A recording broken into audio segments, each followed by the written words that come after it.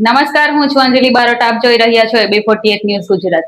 નજર કરીએ આજના મુખ્ય સમાચારો પર. અંકલેશ્વરના જૂના બોરભાઠા બેટ ગામના નર્મદા નદી કિનારે દશામાની પ્રતિમાઓનું વિસર્જન કરવામાં આવ્યું હતું. આ દરમિયાન કોઈ અનિચ્છનીય બનાવ ન બને તે માટે પોલીસ કાફલો અને ફાયર વિભાગની ટીમ તૈનાત રાખવામાં આવી હતી. 10 દિવસનું આતિથ્ય માણ્યા બાદ દશામાને વિદાય આપવામાં આવી હતી.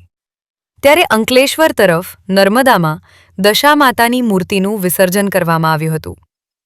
આ દરમિયાન જૂના બોરભાઠા બેટ ગામના યુવાનો clean Bharuch clean Narmada group દ્વારા નર્મદા નદીમાં પ્રદૂષણ ન ફેલાય એ માટે પૂજાપો એકત્રિત કરવામાં આવ્યો હતો.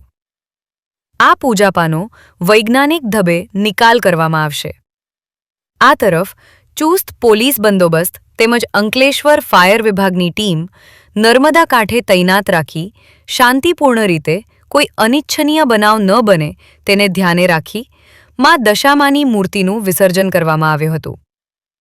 મોટી સંખ્યામાં ભક્તોએ હાજરી આપી દશામાની મૂર્તિઓનું નર્મદા નદીમાં વિસર્જન કર્યું હતું. સૌને નર્મદે હર. હું Jay Kishansinh Parmar, team clean Bharuch clean નર્મદાથી. અમે છેલ્લા 11 વર્ષથી માં નર્મદાજીના કિનારે સ્વચ્છ ભારત અભિયાન અંતર્ગત નર્મદાજીની પવિત્રતા અને સુંદરતા જળવાઈ રહે એ માટે કામગીરી કરી રહ્યા છે. ખૂબ સારી રીતના 11 વર્ષથી આ કામગીરી ચાલી રહી છે. જિલ્લાના ભાવિ ભક્તો પણ જાગૃત થઈ સ્વયંભૂ પોતે જ પૂજાપો ટેમ્પામાં જાતે મૂકી સહકાર પણ આપી રહ્યા છીએ અને આવનાર સમયમાં ખૂબ સારી રીતના ભક્તો માં નર્મદાજીની પવિત્રતા સ્વચ્છતા જળવાઈ રહે એ રીતના કાર્યરત રહેશે એવી અમને સંપૂર્ણ આશા છે. નર્મદે. AB48 ન્યૂઝ ગુજરાત સાથે ધર્મેશ રાણા, અંકલેશ્વર.